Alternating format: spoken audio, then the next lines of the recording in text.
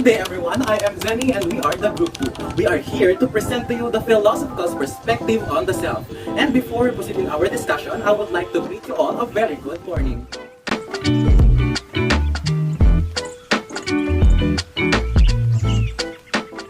Now let us all meet our set of reporters. Good day everyone, I'm Dave. Today is a great day to present to you the philosophical perspective on the self. But before that, let's get back to the basic question of what is philosophy. In a broad sense, philosophy is an activity people engage in when they strive to comprehend fundamental truths about themselves, the world in which they live, and their relationships to the world and to each other.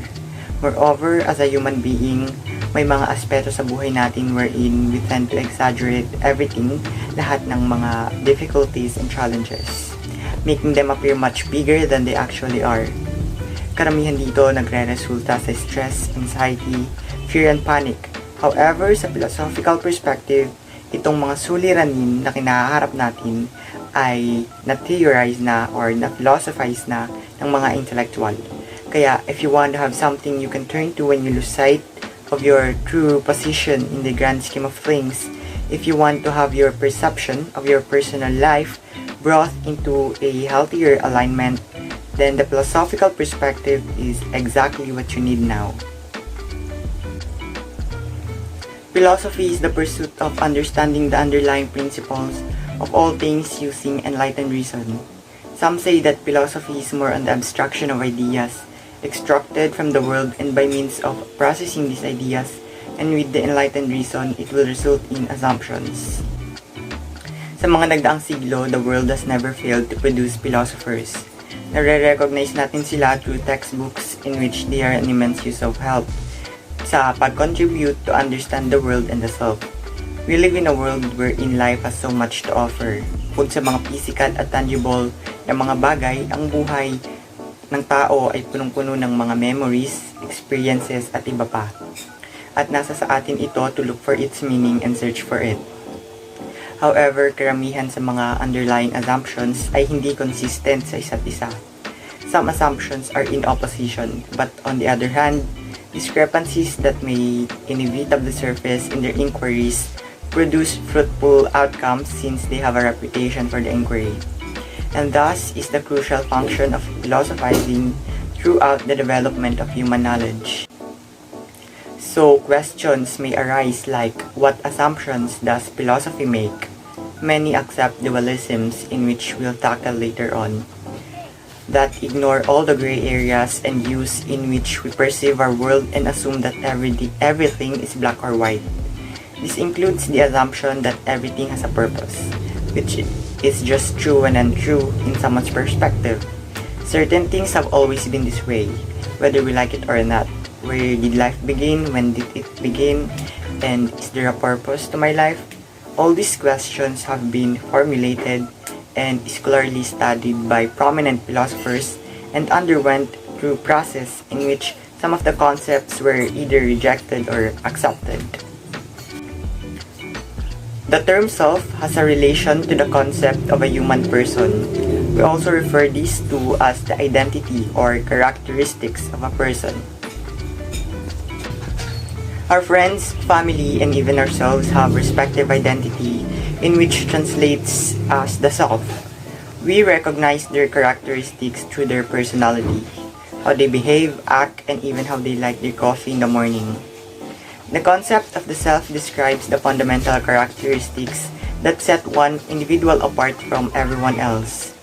There are many ways to define these attributes. The self is the idea of a unified being, which is the source of consciousness. Thinkers concentrated on the traits and qualities that humans either possess naturally or can learn. We can refer to these characteristics in order to comprehend the self. For example, yung kaibigan mo mahilig magbasa ng libro. Therefore, we can attribute all things book-related to your friend because we have an idea already na anong characteristics ang i-attach sa kanya once we thought of his or her name. Good day everyone, I am Michaela and I am here to discuss school of thought, two major school of thought, materialism and immaterialism, and substance monism and dualism. But first, what is school of thought? A school of thought is the viewpoint of a group of people who shares common characteristics of opinion or outlook beliefs. And in order to understand nature, philosophers were divided into two major schools of thoughts, materialism and immaterialism. In materialism holds that the material world is what is real. It is the philosophy that everything in life is physical and that existence is defined by physical realities. Food, plant, and human bodies are examples of materialism. In other words, materialism is physical. While in immaterialism, materialism believes that immaterial object is the real thing. All things exist only in four minds. Example of immaterial are thoughts, spirit, memory, and other immaterial things. For short, it is spiritual. In monism and dualism, philosophers made a distinction between the immaterial and material things. Some of them believe in the existence of two substances or things, such as the material and immaterial world, which we call substance dualism. What is substance dualism? Substance dualism claims the mind is a distinct substance from the physical brain. For example, if the brain fails to function, it doesn't affect the mind because the mind continues to exist. While in substance monism, some philosophers believe in substance monism, which holds that there is only one substance that exists. It is either an immaterial or immaterial things. According to monism, there are no fundamental distinction between and among realities, and nature as a whole is governed by a unified set of laws. An example of monism is when Thales, the first philosopher of the West, claimed that the basic material which the world is made of water. He was making a monist claim. Monism is also used in philosophy, psychology, political science, international relations, and international law. However, the underlying concept remains the same, and that is oneness of reality. But what is the difference between the two? The soul and mind can separate from the body in dualism, but they must coexist in monism.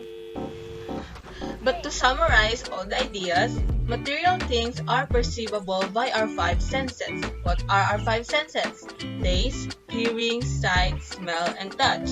And in immaterial things, on the other hand, are not visible by our five senses. Imagination and thinking are considered existing things. Hi, good day also. I'm Janice from Group 2, and let me please present to you these wonderful philosophers. Now, I'll introduce one of the well-known philosophers of all time, Socrates. He was born in Athens in 470 BC, son of Athenian sculptor, and his mother was a midwife. He has 3 sons with his wife. Socrates was a scholar, a teacher, and of course, a philosopher in ancient Greece. He was also considered to be the main source of Western thought.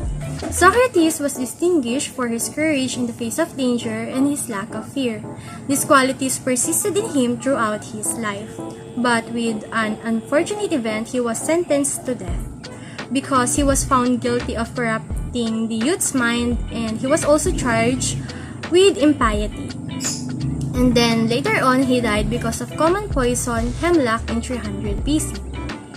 He consistently highlighted the value of the human mind over the body's insignificance. Socrates taught that the pursuit of happiness was the driving force behind human decision-making.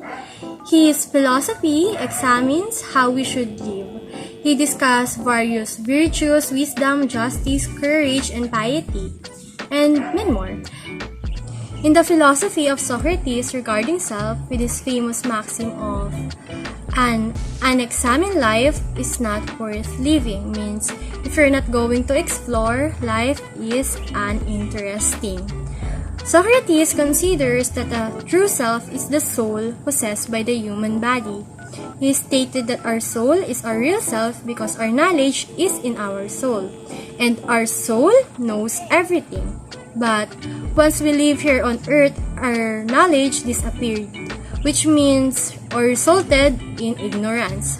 However, human knowledge can be restored through the process of dialectic method or conversation method, an exchange of question and answer where it aims to make the person remember the knowledge that has forgotten. And fun fact about Socrates, he gives free lessons in the streets. Good day everyone, my name is Abenohar Jan Patrick from Group 2 and I am here to discuss what is Plato's concept about human person or self. First, let me introduce who Plato is. He is a Greek philosopher from the classical period of ancient Greece. He is a former student of Socrates, which proposed the idea of the material and immaterial substance, where he adopted the thoughts of his professor and became a Greek philosopher. His perspective about self is thinking and action, which he insists to the soul. For Plato, the human is composed of body and soul. In other words, the human is a dichotomy of body and soul. Body is the material and destructible part, while the soul is the immaterial and indestructible, meaning eternal. Plato conceived that the true self of the humans is the soul. For him, the soul is the self. Because the self is a knower. It is between the self and knowledge. According to Plato, there are three parts of the soul. That is rational soul, and spiritual soul, and appetitive soul. Rational soul, it is located at the head or in the mind, which means enables the person to think, analyze, and do other cognitive function. The next one is the spiritual soul. It is located at the heart, at the chest where our heart is. This is the feelings that one person have, like happiness, joy, and different kinds of emotions. The last one is appetitive soul. This is the experience of physical pain, hunger, thirsty, and other physical desires. The rational soul is the guide and moral of spiritual and appetitive soul. He also classified that these three parts of the soul into the social classes. First, rational soul is the leader, king, ruler, philosopher, and the second is spiritual soul, the protector, the soldier, the servant. Third, appetitive soul will be the peasants. That is what Plato's perspective about understanding the self. Good day everyone, I am Chrystelle from BA Com 1A. Okay, so here is Saint Augustine. Saint Augustine is a priest and one of the medieval philosophers who considered that a human person is composed of two substances, namely body and soul. The concept of the soul here changed into the concept of immaterial being. Okay, immaterial things or immaterial beings have the physical form, like a ghost, or are considered unimportant. You can touch it, unlike material things who has substance and considered important. So he also believes that among the living things, humans has the free will coming from God and the decision made by human construct his or her identity. So free will means humans can do what they wanted to do. So for an example, a plant cannot move from one place to another like how humans can. So what he's trying to say is human has the most access in free will. Rene Descartes is considered as one of the most influential thinkers of the 17th century. He argued that human is composed of body and mind. In his claim, "I think, therefore I am," describes that a person's true self is his or her thinking. Cogito ergo sum, "I think, therefore I am." The phrase first appeared in French, "Je pense donc je suis." How can one know that anything, including oneself, exists rather than being a phantasm or a dream? Descartes began by observing that human senses are profoundly untrustworthy. But there is one thing that he could be certain of. He could trust that he was thinking. He believes that a clever tautological trick could prove his existence. He couldn't have been wondering if he existed if he did not exist in the very first place. Rene Descartes was also famous for holding another view, called dualism. Descartes proposed in his meditations that there are two fundamentally different kinds of substances in the universe: physical stuff, such as bodies and computers, and mental stuff. He named it res extensa, because it extended in space. But there's also mind stuff that isn't in time or space at all, which he referred as res cogitans. Descartes thought that introspection could be successful if it was supported by definition, persuasive reasoning, and clarity of thought. He lived his life in an effort to improve our capacity of our minds to think. Instead of relying on authority and tradition, he thought that all our ideas should be based on our own experiences and reasons. Now let's move on to John Locke. Who was John Locke? He is recognized as the founder of British empiricism. He is the author of the first systematic exposition and defense of political liberalism. He is famous for an essay concerning human understanding and two theses of government. In epistemology, the philosophical theory of knowledge, he argued against the existence of innate ideas, or the ideas present in the mind naturally or at birth. His philosophical perspective on the self was, he stated that the self is consciousness, or a person's memories defines self. Locke views a person as someone who's intelligent, like we have abilities to reflect. We also have self-experiences or sense experiences that complete the self.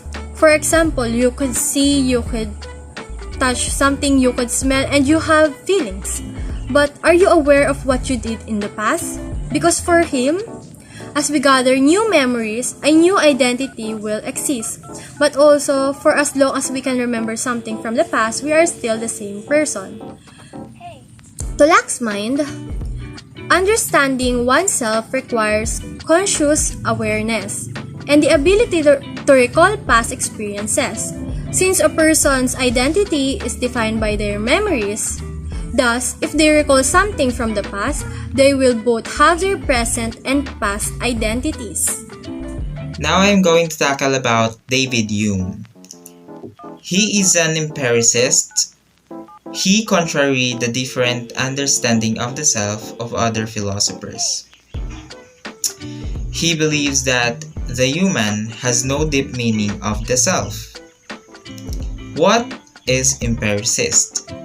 Empiricist needed to experience to prove one's meaning. He stand with empiricism, which means a knowledge that is based on the experience. It is needed an experience in order for you to have a clarification of one's meaning. You need to discover it through your experience. The self will vanish if the five senses will be disintegrated. I'll give an example of what David Hume meaning. For example, I say the buko juice is sweet. How could I say that the buko juice is sweet if I haven't tasted it yet? In order for me to say that the buko juice is sweet, I need to drink it first. It just goes something like this. Don't say it if you haven't proved it yet. That is why he do not believe to the other philosophers' perception of soul. For him, there is no stable self. In other words, the ideas can be established as truth only with empirical evidences. In this concept, don't just give thoughts without any proof. You need to put yourself to that experience before proving it. That is the perspective of David Hume. Okay, so here is Immanuel Kant. So, according to him, the self in the form of consciousness utilizes conceptual categories or transcendental rules such as substance, cause and effect, unity, plurality, possibility, necessity, and reality to construct an orderly and objective world that is stable and can be investigated scientifically. Through perception or sense experience, understanding the reasoning, we can grasp this idea about the transcendental self, this faculty of human mind self, their breadth and awareness and the existence of the self. So, transcendence, as the root word, means existence or experience beyond the normal or physical level. So, it is the awareness or mindfulness and can also be based on what we experience through since we were born. You'll know you exist if you have experiences. Okay, so according to Kant also, we all have inner and outer self which together form our consciousness.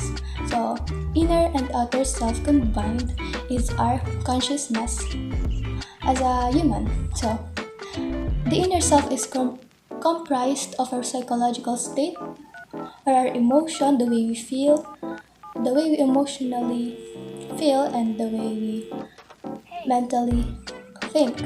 So, and our rational intellect, it is the way we analyze, the way we solve things, the way we find a solution. And the outer self includes our sense and the physical world, on how we feel and how we exist physically in this world. So yeah, that's it. Sigmund Freud was the founding father of psychoanalysis, a method for treating mental illness, and also a theory which explains human behavior. Freud believed that events in our childhood have a great influence in our adult lives, shaping our personality. For example, anxiety originating from traumatic experiences in a person's past is hidden from consciousness and may cause problems during adulthood. According to Freud, there are three levels of consciousness. The unconscious mind, which exists outside of your awareness at all times. The preconscious mind, which contains all the information that isn't currently known to you but could be. And lastly, the conscious mind. The conscious mind, as previously mentioned, is your present level of awareness. There are three parts of personality according to Sigmund Freud's psychoanalytic theory. These are id, ego, and superego. Let's give an example or presentation so you can understand the concept easily. Let's say you're watching a cartoon. The character has a little devil and angel sitting on his shoulder. The little devil will play as id. The little angel will play as the superego, while the character will play as the ego. Id is a biological component of personality that includes instincts. Our unconscious mind is where the id operates. It operates according to the pleasure principle, which states that all your needs should be met immediately. Going back to the presentation or example that I have given earlier, just like what I've said, the little devil will play as the id, and let's say this little devil will tell you to do bad things, and maybe will tell you to follow your desires that you aren't supposed to draw. And in short, it will tell you to do things that are against your moral principle. The superego exists on the three levels of consciousness. The superego pushes you to achieve the ego ideal, or your view of what is right. It also represents your conscience, or your view of what is wrong. Just like what I've said, based on the example that I have given earlier, the little angel will play as the superego, and this little angel, just like the word itself, angel, this character will tell you to do good things, and that's how the superego works. The ego operates in the conscious and the preconscious mind. It makes the decision and bears the consequences. The only character left from the given presentation or the example that I have given earlier is the character, and let's say that the character is you. Let's say you are the one who is responsible for the decision making, and it depends on you if you're gonna follow the little angel or the little devil. And if you whatever you choose, you are the one who is going to receive the consequences if you chose the wrong one. And that's how the ego works. And for Gilbert Ryle, a British philosopher who was born in August 1990 and died in October 1976. He had an enormous influence on the development of 20th century analytic philosophy, particularly in the philosophy of mind and language.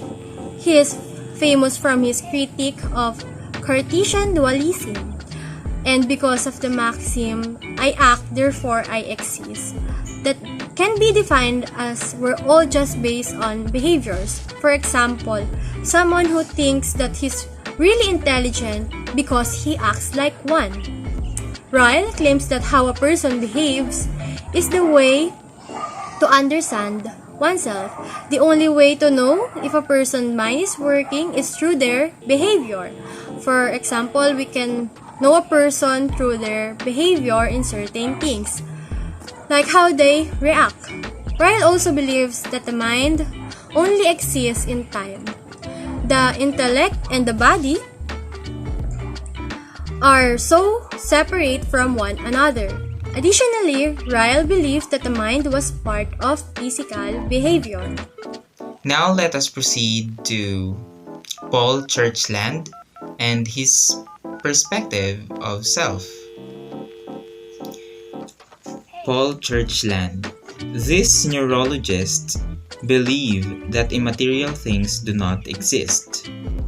They considered that the brain is the true identity of a person. To understand the self, according to them, we need to study the brain of a person. He is a Canadian philosopher. His major focused in eliminative materialism, or also called eliminativism, wherein folk psychology is false, or immaterialism and classes of mental states do not exist. According to them, the function of our body generates by our brain. For them, there is only thing for us to function, that is brain. As science expertise, they are not open when it comes to material thoughts, opinions, and theories. For them, analyzing experiments are the way to find how the self generates. In other words, they do not believe that there is soul that controls the body. And that is the perspective of Paul Churchland and Patricia Churchland on understanding the self. Maurice Merleau-ponty. So, Maurice Merleau-ponty's philosophy. So, right before that, let's have a few introduction about him. So, Maurice Merleau-ponty was born March 14, 1908 and died in May 4, 1961. Up to this date, he is already 114 years old. So, he is a French philosopher and a man of letters, the leading exponent of phenomenology in France. Phenomenology is a philosophy of experience. For phenomenology, the ultimate source of all meaning and value is the life experience of human beings. All philosophical systems, scientific theories, or aesthetic judgments have the status of abstractions from the EVB and the flow of the live world. So another thing, Ponty's work is commonly associated with the philosophical movement called existentialism. So the reason why I included this fact on my report is to convey that Maurice Merleau-ponty focuses on human existence, like an analysis to the concrete experiences, perceptions, and difficulties. Like that. So let's proceed on his philosophy. Ponty believed that the mind and the body are not disembodied things. It means in order to grasp ideas and knowledge, mind needed the body, same as the body in order to call it a human person needed the mind. The self can be understood through looking at the life, subjective life, and experiences of the self. So, what is disembodied? Disembodied is separated from or existing without the body. So, the example that I found for disembodied is a ghost. It has the soul but not the body. So, obviously, it is lacking in any physical source. So, but in Ponty's philosophy, he believes that the mind and the body are not disembodied things. So it just means that it cannot be separated from one and another. So just like let's put it this way. So the mind won't work if it doesn't have the body. So why? Because the idea is that the mind is thinking won't reach its destination, which is the body. The mind cannot act out the thoughts and the product of the mind if it doesn't have the body. Same as the body won't work if it doesn't have the mind who will tell it what to do. So, in my conclusion about Monty's philosophy, realistically in our world, some things are connected. Like the heart won't beat or throb if the vessels does not supply blood. So, yeah, that's all for my report. Thank you so much.